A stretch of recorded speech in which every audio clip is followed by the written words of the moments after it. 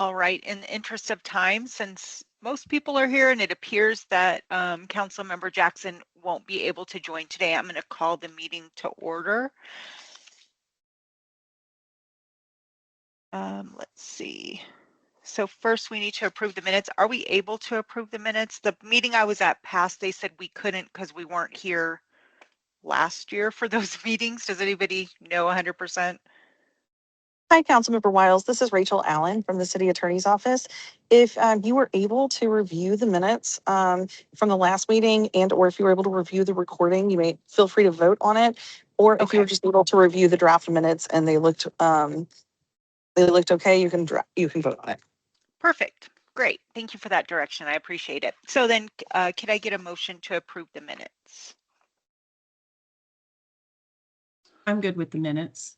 We don't normally do motions, but I'm good with the minutes. Great. Well, then it's you and me voting, so they're approved. So let's move on to general business updates. So first we have the annual update on oil and gas. Good morning, Chair Wiles and council members. My name is Jeffrey Moore. I am the manager of the city's Energy and Environment Division. Pleased to be with you this morning. Let me share my slides and I will get us started. Typically, we do this in November, but the November agenda was really full last time, so we just deferred it to January, but happy to schedule it at any time that you would like to see it. Great, all right. Thank you. Can everyone see the slides? Yes. Yes, looks good. Very good. All right, let's get started. Well, today we'll talk a little bit about our division staff, how many wells we have in Aurora and their status, who our operators are, how much production is coming from Aurora for oil and gas, our permitting processes, the website and map where all of our information is available, our sponsorship and help with the Oil and Gas Advisory Committee, our inspection program, the income the city receives from oil and gas royalties, and some environmental initiatives. First slide here, just on oil and gas authority in Colorado. So as I've said before, the state manages all aspects of oil and gas in Colorado, including surface impacts and below ground activities. They do that through the Energy and Carbon Management Commission, ECMC, primarily. CDPHE also does some air quality work as well. Local governments, including cities and counties, have limited authority to regulate surface impacts in a reasonable manner. That's from Colorado revised statutes. And that's only for wells whose surface location, which is where all the equipment is placed on the surface, is inside their jurisdictional boundary. Here in the Energy Environment Division, we are a small staff, but we accomplish a lot, and we have some really highly trained individuals that work for us. Maria's our senior planner, Susan's our senior inspector, Dave Scott is senior assistant city attorney, and myself, of course. I like to say I'm the least qualified of our division, so I'm really honored to work with such highly qualified people here in the division. All right, this graph shows the number of wells and how they've changed over the last 6-7 years. You can see there on the right in 2025, the green and yellow combined to 203. That's our total number of wells that are either being drilled, which is yellow, or completed, or actually producing, which is the green. So those in yellow will be producing soon in the next quarter or two. The next chart or bar there is just this very small at the bottom two. Those are shut-in wells that are not producing. We'll talk more about those in just a minute. And then finally, the gray 70, those are plugged wells. That's a permanent process. Once a well is completed its production, ended its productive life, and all the equipment is removed. For context, the first oil well that was drilled in Aurora was actually drilled over 100 years ago in 1917. And yes, they found some oil in that well. So it's been happening for a long time in Aurora. We do expect in the future there will be some more wells drilled. We know some that are actively being planned now. We think that's where somewhere between 45 to 75 to 100 in the future based on our operator agreements and expectations for the future. Where are those wells? Well, all of the wells are in Ward 2. You can see here on the map, they sort of straddle I-70 north and south. The red dots are producing well sites. At each of those sites, there's anywhere from 8 to 15 wells. The average is about 8 to 10 per site. The ones that are in green there are two of the ones that were most recently drilled. In terms of known future sites, all of those are north of I-70. Those are ones that are in operator agreements, and we know those are going to be drilled at some point in the future. We also track plugged wells, and the council just passed a new setback around plugged wells last August, which we were very appreciative of. Gives us some space around those wells with no permanent buildings in case we need to access the wells in the future. You can see those on the screen, almost all around Ward 2, and certainly there's a much higher concentration as you get to the northeast of the city, up near Denver International Airport. For context, there's about 1,000 plugged wells in Arapahoe County, over 3,000 in Adams County. So we don't have that many to track, but we do keep very detailed records of those. Our operators, you can see the first two lines there are both subsidiaries of Civitas Resources, Crestone Peak Resources, and Axis Exploration. They have all of our producing and drilling wells at this time. Bison Oil and Gas is an applicant. They'll be drilling later this year. KP Kaufman has one well that's shut in. That means it's capable of producing, but it's been turned off. It's not producing now. And then we do have one well that's an orphan well through the ECMC. That means the former operator went bankrupt and left the well for the state to plug. So we had two of those back 5 years ago. One of those was plugged already.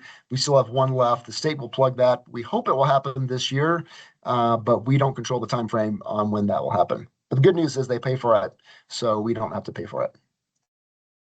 Production coming from Aurora. So on the graph, you can see natural gas in red, oil in green, and water in blue. Those are monthly values on the graph, and you can see going back 6 years how it's increased with the additional wells that have been drilled. If we convert those monthly values to daily values, we're producing about 73,000 MCF a day of natural gas, 27,000 barrels of oil per day, and about 9,000 barrels of water per day. All the natural gas goes into pipelines, 95% of the oil goes into pipelines, and the water is tanked, stored on location in a tank, and then trucked to a disposal well that's in another county. All right, I'm going to turn it over to Maria Alvarez, our senior planner now, and then to Susan Sherman, our inspector, and they'll cover a couple other topics here. Thank you so much, Jeffrey. Good afternoon, everyone. So here we have both well site and pipeline applications. We've had a total of 3 in each category that were reviewed and approved last year. Aside from that, we have been able to process also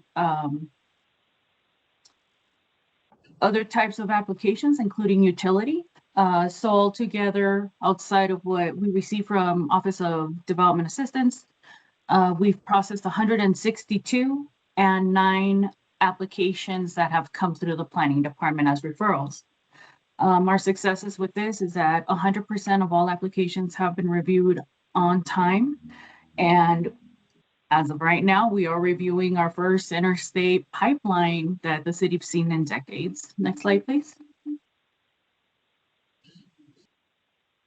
Here we have just a quick snapshot of our oil and gas website. This was created for transparency purposes. If you were to click on any of these blue or I guess purple facilities, these are you'd be able to retrieve permitting documents. You'd be able to pull any inspection documents as needed, anything that was related to the review and site approval for these locations. Okay, next slide, please. And last but not least, our advisory committee. Our advisory committee, as of last year, we were getting together on the 3rd Wednesday of every other month. As of late last year, we've reduced that to once a quarter, still the 3rd Wednesday of that first month of the quarter. And as of December of 25, after this was last created, we only have 1 position open, which is an industry position. So yeah, that's who we are. And now on to Susan. Thank you, Maria. Hello, I'm Susan Sherman, Senior Oil and Gas Inspector for the City of Aurora in the Energy and Environment Division. It will be my 3rd year here in May. The purpose of of Aurora's oil and gas inspections is to first protect our people and the environment. We prioritize groundwater and air monitoring during these inspections, but look at everything from labeling to stormwater. Our citizens can make complaints that we follow up on right away, even on nights and Sundays, as one citizen was impressed by. The Energy and Environment Division accomplishes operator compliance through quarterly inspections on all pads, wells, and pipeline appurtenances in Aurora. Next slide, please. All inspection reports are sent to the operators usually within 48 hours, and the inspection reports are also loaded on Aurora's oil and gas website that Maria talked about as soon as possible after they're complete and sent to the operator. This slide lists some of the inspection reports that you can find on the website. Next slide, please. In 2025, we did 852 well inspections, 250 pipeline inspections, 13 drilling inspections, 9 completions, i.e. frac inspections, 6 plugging and abandonment inspections, and 4 site construction inspections for a total of 1,134 inspections. Spill and release inspections will be discussed on the next 2 slides. Aurora has a unique groundwater monitoring well installation requirement for new oil and gas pads, and Arapahoe County has since instituted our requirement for their operators. We require 4 monitoring wells in the 4 aquifers on each pad, following DWR, Department of Water Resources regulations. The operator drills and completes the wells at their cost, and they also sample the wells that we inspect while they're sampling, and we get the sample results that we review and interact with the operator about. Older pads do not have these new monitoring wells installed because at that time they fell only under ECMC's monitoring requirements that allowed operators to use domestic wells within a half a mile of the site. All inspections use Aurora's GFX 320 FLIR camera to detect methane and VOC emissions. Next slide, please. There were 16 spills in 2025 on the oil and gas pads in Aurora, and these were reported to ECMC if required, that is 5 barrels in containment and 1 barrel outside of containment. This slide lists spills observed in stained soils on site from various equipment such as tanks, compressors, oil haulers, trucks, separators, emission control devices, wellheads, and pigging operations. Next slide, please. There were 26 releases to air noted in 2025 based on Aurora's FLIR surveys during inspections. As listed here, emissions are seen during completions and mostly during production activities in equipment such as temporary tanks, emission control devices, VRUs, and separators. The state's Air Pollution Control Division that Jeffrey discussed also do air inspections on these locations and issue inspection reports that are available to us on their on-base system. There are also usually, but sometimes more, continuous air monitors on a location, and the operator sends us quarterly air monitoring reports after the site drops off the state's APCD, Air Pollution Control Division's reporting requirements. Usually that's 6 months after first production. Again, we have access to the state's reports too. We inspect, the last line on the slide is the Mustang Burst compressor station. So we inspect that, and we have received 107 notices of flaring from that site from the operator.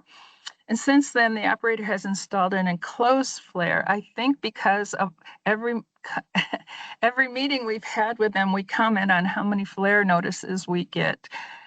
So we are happy to say that they now have an enclosed flare there. They also have installed 3 continuous air monitors around that Mustang compressor station since we started inspecting. Thank you. Very good. Thank you, Maria and Susan. Some successes we've had as a division here in last year. We've mentioned the first couple already. all of our operator agreement permitting applications on time, all of our quarterly inspections on time, the passage of ordinance 2025-68 about the plugged wells. Another thing that's really a strength of our division is collaboration with outside agencies. We have a very strong connection with the state agencies, ECMC, CDPHE, the counties, Arapahoe County and Adams County, and other towns in the Front Range area. So we talk on permitting questions, we talk on inspections, we do joint trainings and joint field tours together with other agencies, and mostly it's for communication. So we want to know what other organizations are seeing, what the state's seeing, and we want them to know what we see as well. So we have a very good and robust collaboration there. We did 4 field tours last year for staff, committee members, and outside jurisdictions. We had some members of the Planning and Zoning Commission that attended tours last year. We will be planning more tours coming up in 2026, and certainly would welcome council members to attend that. We'll be discussing that once we get a schedule set. All right, moving to income. So our staff is primarily funded by 2 things: oil and gas operator annual inspection fees and the permitting application fees that are paid. On the screen is inspection fees. We do charge for each well site and each well independently. You can see the totals there between upstream operators and midstream pipeline operators. About $467,000 last year. That number will increase slightly this year because we have a few more inspection points and a few more wells that we are adding that will be inspected. The other bucket of income that the city gets is royalties. These are places where we've signed leases with oil and gas operators, and they've drilled wells and producing the wells, and we receive those royalties on the production. There's 2 buckets here you'll notice. The first 2 lines are leases that are inside the city limits proper. So those were the Crescent Peak Resources, and we've had some leasing bonuses in the last year. Those all go to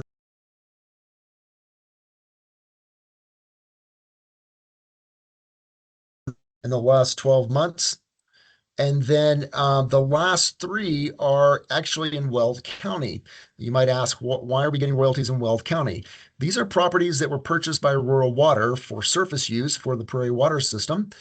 They came with mineral interest, and some of those also came with oil and gas leases that we're producing. So in the last 12 months, we've received another $1 million.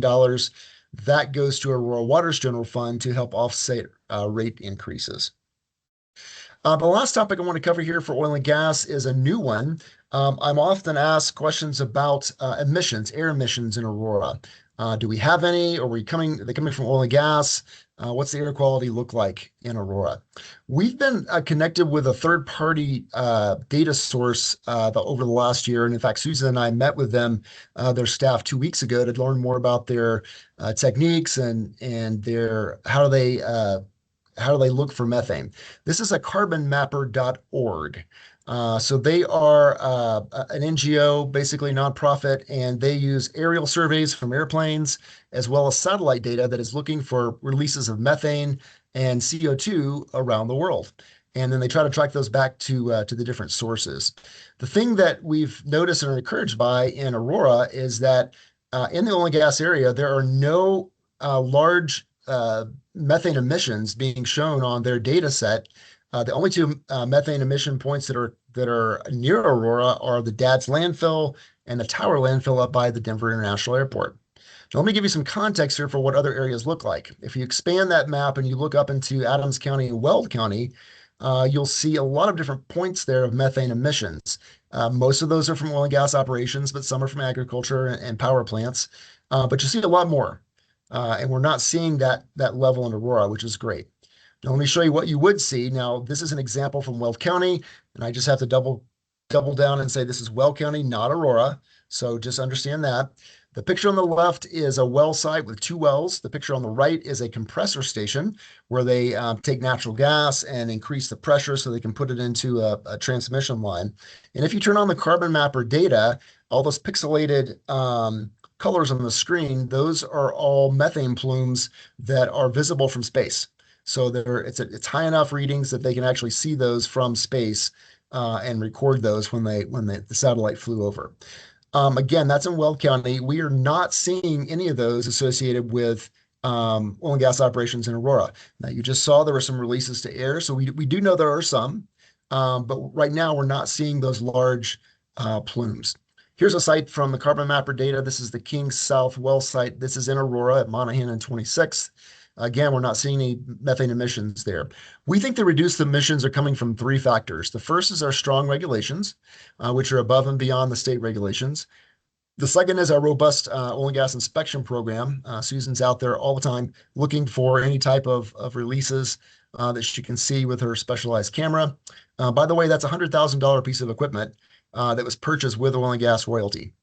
The third thing is 95% of hydrocarbons are produced in a pipeline. So we don't have the trucks coming in to connect to a tank and then take that oil off somewhere else. Most of the oil is going into pipelines, which is a big help. All right, in addition to all that with oil and gas, we also have some other environmental initiatives. We are responsible for investigating and remediating sites with possible contamination. One of those is our own Highway 30 landfill. This is no longer active. It was used in the late 60s and early 70s by the city, closed in the mid 70s. We have completed our assessment of corrective measures report with the state CDPHE there. We've also received some grant funds totaling $11 million to begin the remediation work, and that's happening now. So we're actually out in the field right now taking some samples and doing some work there. And we'll continue until the design phase is completed. And then we'll be working on that over the coming years to do some remediation out there to clean up the groundwater. We have essentially finalized the remediation field work in an area we partnered with Denver. This is their Roslyn Firefighting Center where our firefighters trained for many, many decades before we built our own center. And they had some PFAS contamination there. They did the work, but we cost share with them, and that work is coming to an end. The last item I'll mention is our air monitoring network. We have completed calibration phase for the air quality monitoring network. We're investigating joining the statewide rollout of the Love My Air program to get that data out to the public, which we're really excited about. I've got one more slide next on that. And then we also assist with some various recycling efforts, and we coordinate pickup of some hazardous materials. So here is our air quality monitoring network. We have 15 stations across the city. There's at least 2 in every ward. 2/3 of those are in disproportionately impacted communities. They are solar powered and cellular data connected, so we do not have any external wiring or anything on these. They are all on city-owned property, which allows us to have easy access. On those stations, we're monitoring 6 constituents: particulate matter, volatile organic compounds, ozone, carbon monoxide, and nitrogen dioxide. And one co-benefit with this that we hadn't realized when we actually installed the system 2 years ago is that we are working with Aurora Fire Rescue to get the meteorological data that we collect, wind speed, temperature, humidity, to them because they use that in their planning processes. And currently, they only have meteorological data from the airports. So they're very excited to get access to this data and be able to use it for better planning. Thank you so much for your time. That's all I have. I'm happy to answer any questions that you have. Great. Thank you so much for the presentation. I have one question and then I'll open it up. But if there was to be some sort of a leak or something, and we, for whatever reason, looked like Weld County, which knock on wood, will never have that experience. But if there would something like that would happen, what would be the process? Like, who would we notify? Would it be released to the community? Like, how does that process work? Thank you for the question.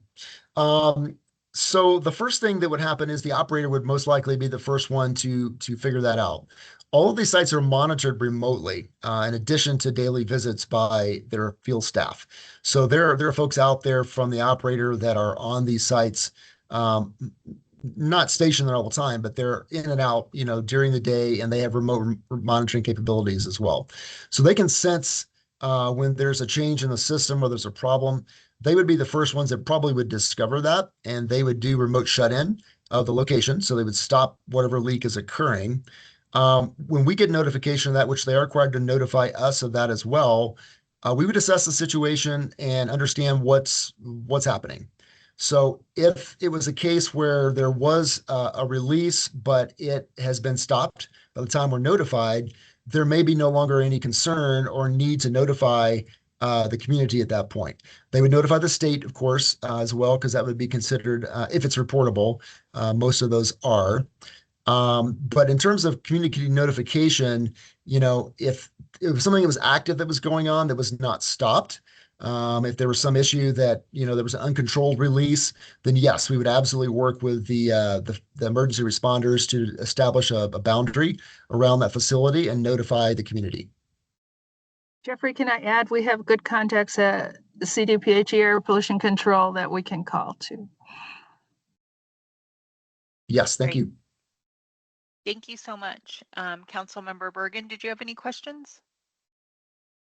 I do not. Thank you. Thank you. Anybody else on the call have any questions? All right. Well, thank you again for coming in and sharing all of that information with us. You're welcome. It looks like next on the agenda is the housing UDO analysis.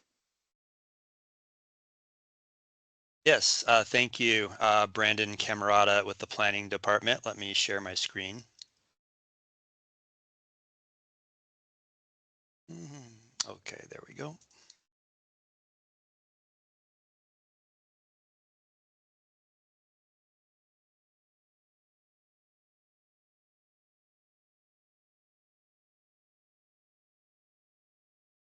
Okay, can everybody see that okay? Very good. Thank you. Good afternoon. My name is Brandon Camerata. I'm the manager of the current planning division of the Planning and Business Development Department. I'm also the project manager for this project, often referred to as small lots. We're talking about compact single family housing. Here's kind of a little overview of the goals of the project. And I want to thank Councilperson Bergan as a sponsor of this project. And so I thank her for her guidance up to this point and support. And so as we're thinking about, well, what are we talking about with these small lots? We're largely talking about things that are already discussed in our code and enabled in our code, but they have been developed over the last 5 years since we've adopted the UDO. However, there's limitations to those small lots, and there's lessons learned over the last 5 years over small lots. And so some of those limitations are limited to sub-area C, which is the eastern newly developing portion of the city. And within that area, it's limited to a certain percentage of development. And so there's been, over the last few years, efforts to, or desires to look at those small lot options in other parts of the city, as well as to have larger nodes of these small lots out east as well. So as we're thinking about that, what are our options to expand those? And as we're thinking about those, we have built into our code livability principles, which kind of support adaptability, sustainability within our neighborhoods, make sure they're enduring places. And so I'll talk about those as well, making sure those stay up with any changes that we are making. So here's a snapshot of a timeline of our project. You can see the red line is roughly where we are, and we're about 2/3 of the way through our project. We hope to be finished with the project the first half of 26. And so what does finished mean? That means that we will continue to engage the council with policy decisions that will result in code amendments to the UDO, and that would be, where we're trying to head with this project, and then certainly implement whatever gets adopted. So as I mentioned, we're about 2/3 of the way through the project. We started full on with this effort at the beginning of the summer. We've had listening sessions. We've had a roundtable group that we've met with 4 times now. We've done a code audit, and we've met with PED pretty much every month, this subcommittee every month during the project. And we've also had the chance to meet with the full city council in November to let them know our anticipated directions and get concurrence with those preliminary directions. And so that's the way we've been working forward so far. So, I mentioned some listening sessions, roundtables, some of the things we've heard. Not surprises, we're certainly working with the development community over the last 5 years, and we know when things we're running into certain things. So as we've mentioned, infill, there's not a lot of options within code to pursue that in a predictable fashion. And in general, when we're talking about compact housing, we're pushing together all the things that are part of a housing. So you have utilities, access, infrastructure. Whenever they're in a smaller place, it requires more organization and sometimes creates conflicts in working through those issues. Building materials, so that's kind of more of a design element of an individual building. And so there's been discussion about masonry and things like that. I'll talk about that a little later. So those are the things that we heard. And I also mentioned we did a code audit. And so the code audit is our consultant with Multi-Studio. Chris Brewster has been helping us with this project. And what the code audit is him as an outside person kind of looking at our code and saying, well, here's what the goals were you told me about. And here's what I'm hearing from the listening sessions and the roundtables. And here's where your code is maybe supporting your goals. And here's where maybe it's not as much. And that kind of lays the framework for how do we logistically get at the code within the scope of this project.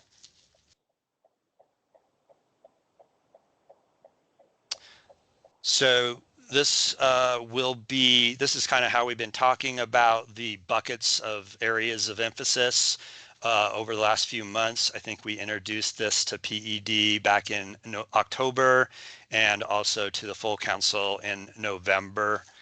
And Greenfield is, perhaps as the name would imply, is out east. It's the large new neighborhoods, many hundreds of acres from the ground up. Infill is mostly west of E470, along the either side of the 225 corridor. These are smaller opportunities.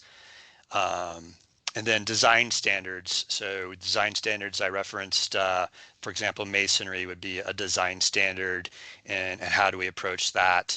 Or we have a lot configuration called green courts. Is there some flexibility that we've learned over the last 5 years that can be applied and still maintain our goals? Those are design standard activities. And then again, with all of those sort of buckets of creating flexibility and predictability for these decisions, we're wanting to also bring along the neighborhood design principles and make sure that wherever we're going, we keep those as part of the code structure. And those are largely in the code structure right now to one degree or another. And we would keep monitoring them as we go progress through this project. I'll also mention that, we are working on code right now, and we're also working on like illustratives, diagrams, and information. So as we get into having more detailed discussions with council about, okay, well, here's a bunch of code, but here's how it can manifest itself on the ground if we do this or if we do that. And so being able to have those conversations and have that kind of support there. So those are in the works as well. I'll briefly kind of touch on these. So, when you talk about street network, street connectivity, different kinds of street networks can support different kinds of land uses. And that's true also for housing types. And so the more connected a street network, the more confidence you have that it can support a variety of housing types. And so those are things that we think about when we're looking at these variety of housing types. Public realm also relates to streets. And so when we're thinking about making more compact lots and housing options, everything's getting squished together more. You still have to have your on-site parking. You still have to have your, how do you get your access? You have your sidewalk, all those things together. And so how do we guide and have expectations for the frontage of buildings as they relate to the street as they get smaller or bigger and things of that sort. So that's the frontage, is the building as it relates to the street, and driveways and utility easements and all those other things that are in your front yard from time to time. Mix of housing, that's in our code right now. And so as we're saying, okay, well, great, let's have more compact housing in a neighborhood, we as a city, as a matter of policy in our existing code, have said, well, let's not have necessarily 200 acres of all the same product. Let's have a variety of products within that neighborhood. And so that's that aspect of a design principle. And then the last two are kind of related as they think about proximity to parks or proximity to activity places, meaning maybe it's a retail node, maybe it's a school. And so as you're thinking about nodes of more dense products, should they be more proximate to usable park space? Should they be more proximate to retail or schools? And so those are in our code to some degree right now. And so we're making sure they kind of march along with wherever we're going. So that's a brief overview of those, and we'll continue to have these conversations. Sub areas A and B, I talk about those things. It's from west to east, A, B, C. So A is mostly west of 225. B is mostly between 225 and 470. And C is 470 east. The other thing, I mentioned we're working on illustratives and diagrams and things like that. There's also, there's limitations to the scope of this project, and, zoning can only address so much. And so as we have discussions with the development community, we identify things that are potentially beyond the scope of this project. And so we're also documenting those, and those will be kind of part of our output as well for decision makers to think about, should we approach this or not? One example the city's already approaching that is integral to this project is the pros manual, and making sure hopefully those sync. And so we are having conversations with that group as we develop, although we are ahead of where they are. So I'll try to pick up the pace a little bit. So I'll just touch on the three buckets that I mentioned: greenfield, infill, and design standards. So greenfield is, again, out east, hundreds of acres, sometimes thousands of acres for developments, and you're building them from the ground up. And so there we're really needing to pay attention to the 5 design principles, because you only have one chance to get those installed and get that framework set up. So that's a real important thing. There's design standard considerations. I talked about tweaking green courts and things like that. That applies to infill and out here as well. And then the other nuance out here, out east, is, these developments grow over years and sometimes decades, and the ability to not, the term came up in our discussions of designing by spreadsheet, and being able to design less by spreadsheet but still achieve our goals, and to be able to, as things are different 8 years later than we made the plan, the developer made a plan, and then 10 years later things are changing, and how do we adapt to those changes and still meet the goals, and not have to go back and recalculate things and stuff like that. So that's part of out east.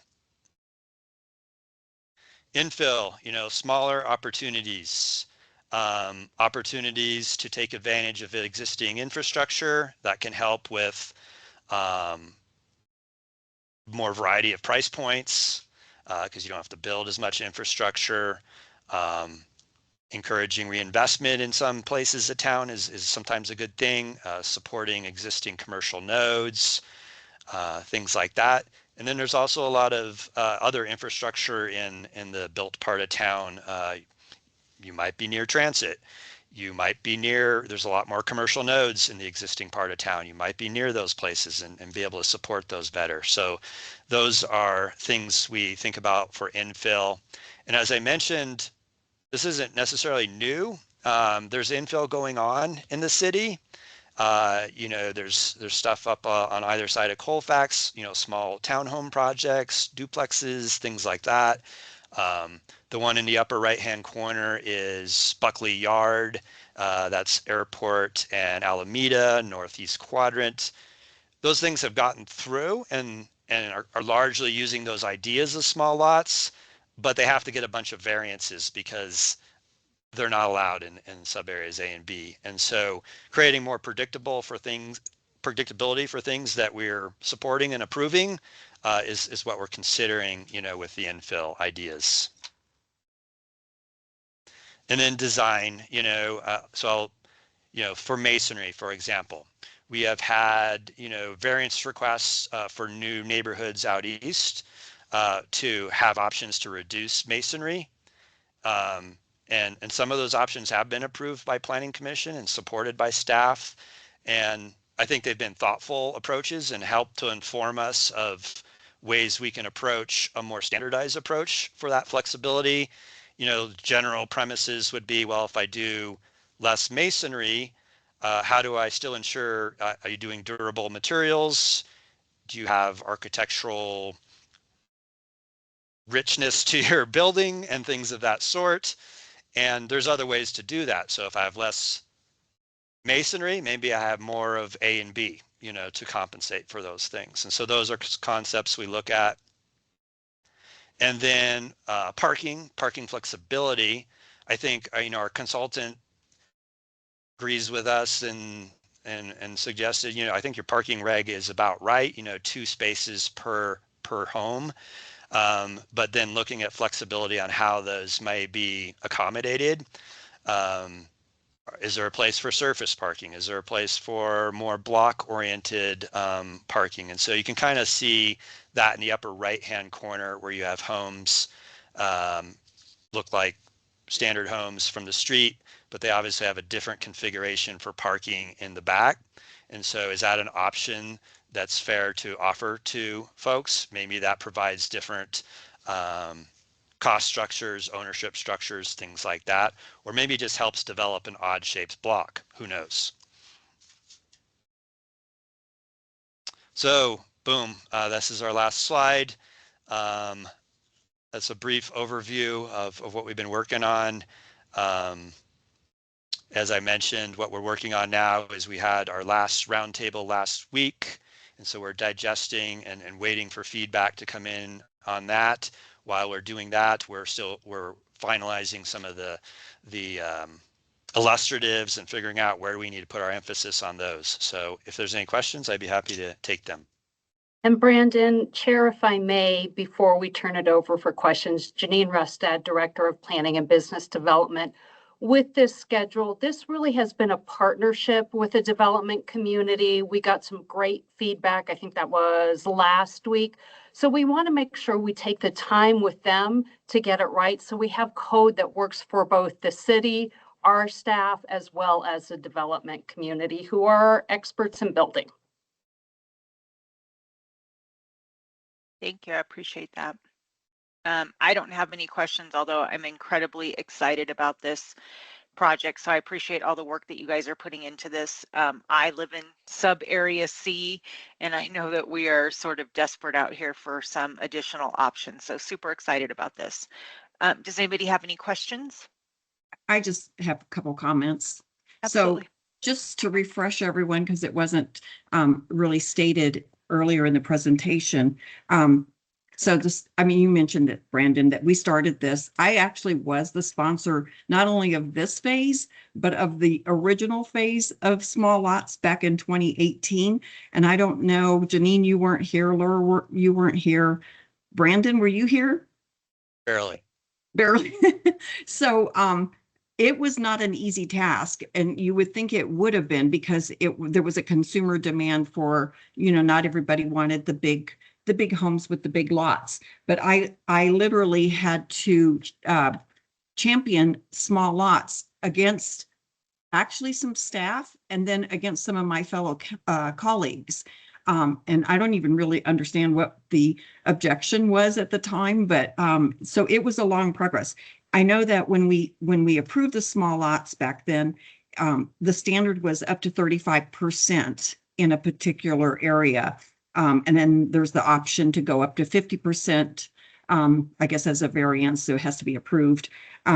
But I know in recent discussions, some of the developers wanted to have a little bit more flexibility in that percentage. It's, more than 35%. And of course, staff has done a great job of looking at how does that look like? I mean, if we have, if we have 75% small lots, that probably is not the most attractive looking development. So again, as Brandon mentioned, making sure that we have a mix of housing products and that we have the green court space and so forth. Parking back when it was first introduced in 2018 was also a consideration, because as you have denser products, how do you get out of the driveway? Where is the driveway? So there was a lot of discussion also on that as well. But I just want to say thank you to staff for all the work that has been done on this going forward. I don't know why we didn't do infill back then. I think because it was just such a new concept that we kind of focused on sub-area C. But it certainly makes sense that we would allow this in infill areas as well, where you have smaller acreage, and yet, developers are trying to see what will fit in there. And we I think most of us on council want people to have home ownership. And so we don't want to just stick apartment buildings for rent on those smaller parcels. If we can get some small lots in there, I think that will be great for future consumers. Great, thank you. Thank you. Yeah, I appreciate all this work. Council Member Bergan, thank you for your leadership on this as well. I think it's super exciting, as looking at our community and trying to retain our younger population and keep them from moving away. I think these smaller lots give them that opportunity to get their foot in the door for home ownership, which is so important just to keep our community thriving and keep our younger members. So super excited about that. Does anybody else have any questions? Great. I'm going to ask a question on behalf of Councilmember Hancock, because I think she's still on the meeting, but she is interested in how would tiny homes fit into small lots? I think that's not, it's not in code yet. So maybe somebody could answer that question for her. Sure. So tiny homes, meaning kind of the homes that sometimes have a portable element to them, or you transport them in. They're usually like maybe 600 square feet or less. Those haven't been necessarily contemplated in how we're approaching this project. The code does have, I believe, some outlines of where those can be accommodated. I would have to do a little more research and let you know. We haven't had any proposals for those, but I'd be happy to let you know kind of where the code does contemplate that and let you know that. And I think it would be interesting to get the development's perspective on that, because I have heard that's not necessarily a product that maybe the development community wants to build. Maybe I'm wrong on that, but they do look at a lot of times economies of scale as they're building out their development. So I don't know if it's favorable to them or not. I have no idea. It looks like we also have a question in the chat. It says, more generally, can you clarify what housing types are considered compact single-family homes for small lots, townhomes, cottage courts, duplexes, etc.? And that's from Carolyn. Sure. Yeah, for sure. So when we talk about single-family products in general, we are talking about that list, meaning The not single family product would be probably multifamily product where you're going more stacked and vertical.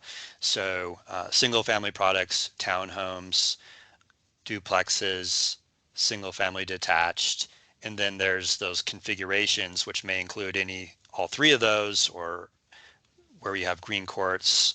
Motor courts are mostly single family detached. And so those are what we're primarily focusing on with this project. Great. Thank you again. Oh. Appreciate. Oh, So sorry. I you're thinking of good. things.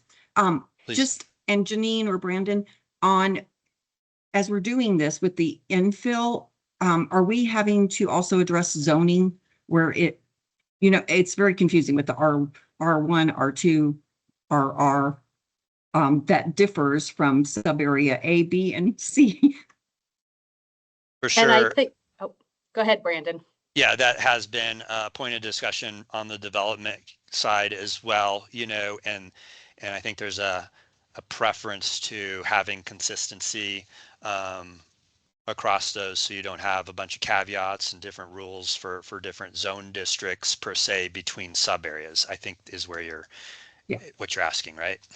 Yes.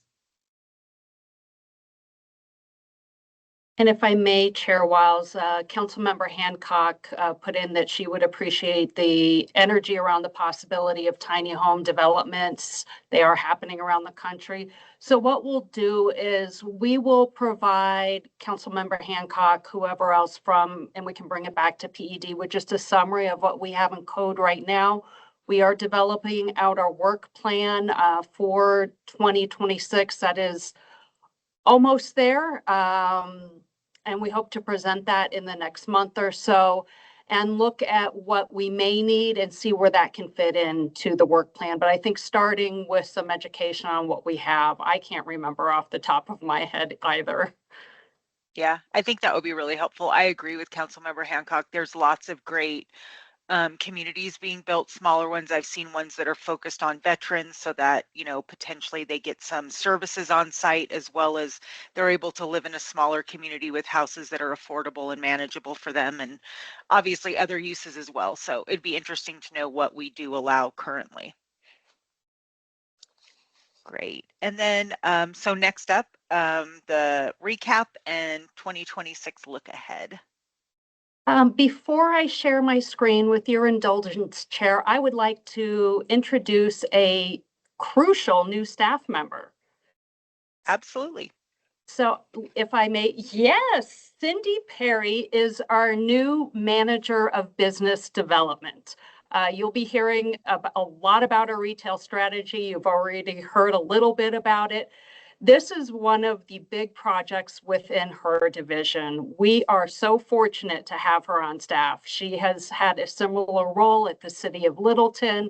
She has public experience across different departments, so she will bring in that collaboration both internally and with our external partners. Cindy, anything else you want to add about yourself?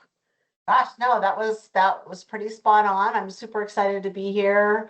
We're already hitting the ground running, so can't wait to come back before this body and share where we are with the retail strategy. We have lots of great ideas, and we're going to be engaging with our partners to get their input. And thank you, Councilmember Bergan, for your leadership on this project.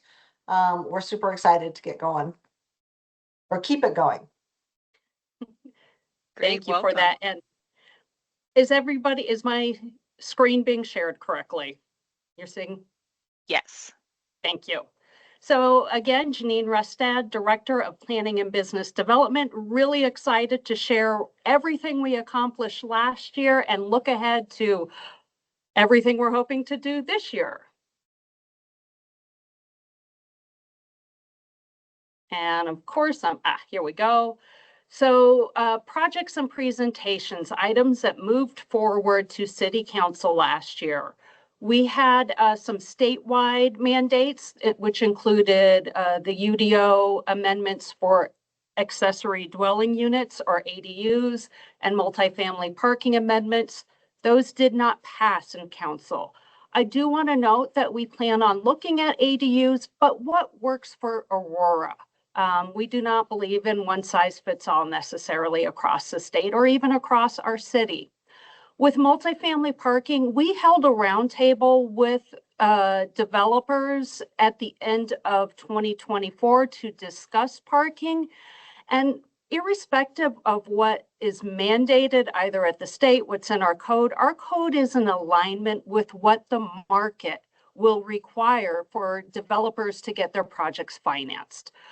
A big area that we worked on, which was the Colfax corridor and our 13th Avenue station area plan at council this Monday. Council approved setting the hearings for the blight and creating urban renewal in that area. We had amendments to Crestone Peak Resources operator agreements. Jeffrey hit a little on the operator agreements that we have in the city for oil and gas drilling. We had UDO amendments regarding setbacks around plugged wells. You heard again from Jeffrey more about that, and I'll have a little more on that. And then we had a minor amendment to the zoning code or UDO on landmark designation to come into compliance with our certified local government requirements. So information items that were brought forward to PED, we had development review recaps, similar to what we're doing.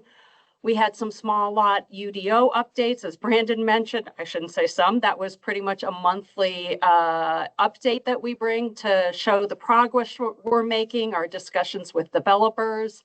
We bring regular retail sales updates. We had an update from Visit Aurora talking about their 2025 to 2027 strategic plan. We are trying to get our partners to come in and give their updates. We had a summary of the statewide land use legislation. Although the land use legislation goes through Pfizer, what comes out at the end impacts what we do and how we do it. So you try to keep PED informed as well. We have regular development review and project updates. We give a prequel and then a recap of the 2025 ICSC conference. That is the International Conference of Shopping Centers. It's where we really try to engage with the retail community and tell the story of why Aurora is the next place they want to open a store or a restaurant. We had updates on the PRO's dedication and development criteria manual. Brandon also touched on that and how that influences what we're doing with small lots and how what we're doing with small lots influences their project. The SBDC, or Small Business Development Center, gave their annual update and look ahead to 2026. Under Françoise, Councilmember Bergan's leadership, we had the retail strategy, proposed retail incentives. Those are going to roundtables or a steering committee, as Cindy indicated. And then we had discussion about potential gas station buffers. That did not move forward last year. So Brandon has touched on this, but again, this has been a really crucial project for the department, for the city, to make sure that we maintain the for sale housing to keep, as Chair Wiles pointed out, keep our population here, keep our kids here. I will mention that I've been asked to speak at several conferences on our existing code because we are ahead of the curve on what we allow, but we always want to do better. So more on this Brandon covered, so I won't repeat. The setbacks around closed wells, again, we have a number of plugged wells in the city and only 45% are replugged. We wanted to make sure that new development is giving the area to replug wells, that they are replugging before development occurs, but also keeping, as Jeffrey and his team pointed out, protecting environment and our people.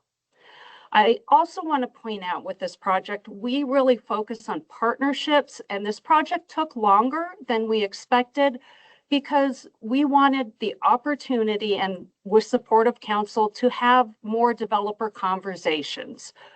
So we made some significant changes in the proposed UDO amendments, and I think we came out better because of the conversation, including the development community. Excuse me. So looking ahead, our work is never done. As I said, we always want to improve what we're doing, how the city is developing. So our first and foremost primary focus for Brandon's team is that small lot, the design standards and parking. As I mentioned, while we hope to be done in the first quarter of this year, we may take a little extra time to allow for additional conversations and getting it right. I'll quote Laura Perry, we want to get it done right, not fast. And sometimes the faster you go, the longer it takes. We're also potentially looking into notice and appeal rights. Right now, only adjoining property owners get notice of, and as well as HOAs, but adjoining property owners are the only ones allowed to appeal. So how do we get the right balance in our growing city? Connecting Aurora, the city's first ever transportation master plan, that has been a 2+ year project, and that will be coming forward to adoption, which will result in changes to the UDO, to our manual. So multi-departmental efforts and very exciting for the city. I already mentioned ADUs, making sure that what we do is right for the city. And that includes talking to our residents, seeing what they want, what they don't want. Food trucks has been another area of discussion. The focus will be on the number allowed in a given area, requiring that they move off premise during off hours. Right now we allow them, I believe, at 7 a.m. to 10 p.m. But with that, looking at food truck pods, it's something that has come up several times over the years. And right now there isn't a mechanism in code. We are always looking at code cleanup as we see variance requests or there are some technical amendments. We're hoping every 2 years to bring a non-policy package forward to clean up our code and keep it current. And then, of course, we're trying to leave room in our work plan to take on other things as directed and priorities of council come up, such as what Councilmember Hancock brought up. So 2026 draft PED updates, the retail strategy and implementation tools, that might go beyond incentives. With Cindy here, she is already, I think she's in week 4, bringing in great ideas. Strategies will include ward focus areas. We'll have our quarterly retail updates and then our ICSC attendance and update. And we're looking, just a little preview, we're looking to restructure ICSC. Before, in past years, we've looked at people coming to our booth, but we're going to have some target companies that may not necessarily have time for a meeting at our booth at the conference, but we want to get to their booths, introduce ourselves, introduce the city, and set up meetings for after ICSC. ICSC is a point in time, but the work is ongoing. Other updates and overviews, partners, including the Oil and Gas Committee, the Fitzsimmons Innovation Community, Visit Aurora, Havana Bid, giving them the opportunity to showcase the great work they do for that area, and of course, the Aurora Chamber. We'll be looking at some updates of who is Aurora, our demographics and data, and then other planning efforts. With that, we're happy to take questions and feedback. Thank you. I don't have any questions.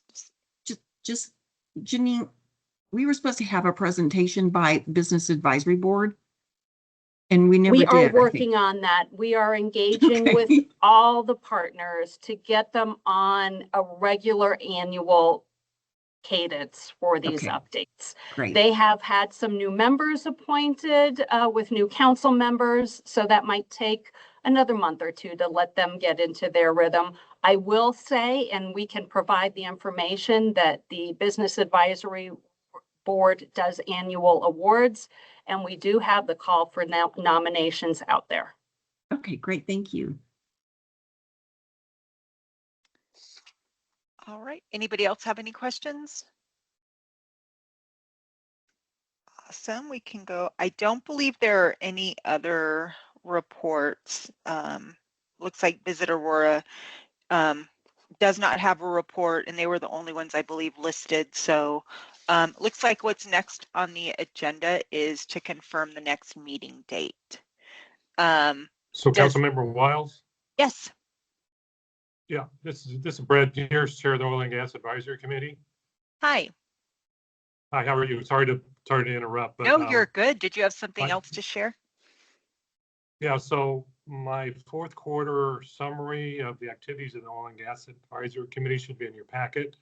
It's self-explanatory. I don't need to expand on what it says or anything else, but that's going to be a regular item in the packet for the PD committee every quarter, that I send that to you all and put it in the packet.